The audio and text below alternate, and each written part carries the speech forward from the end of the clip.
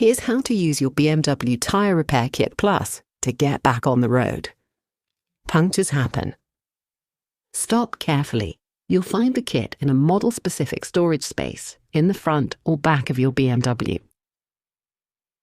It's designed to handle punctures up to 6 millimetres.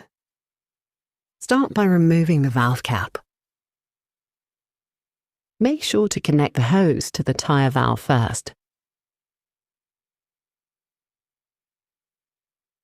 The device attaches directly and securely to the wheel using a patented fastening mechanism.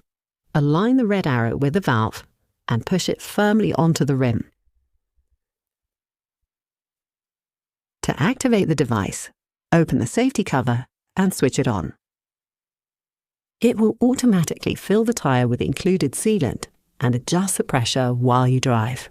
Before you drive off, make sure it's restored to at least 1 bar or 15 psi. Then you can continue driving for up to 200 kilometres or 125 miles at a maximum speed of 80 kilometres per hour or 50 miles per hour. Make sure to seek out your nearest BMW service partner to exchange the damaged tyre. And keep in mind that the tyre repair kit should be removed professionally after use. That's it.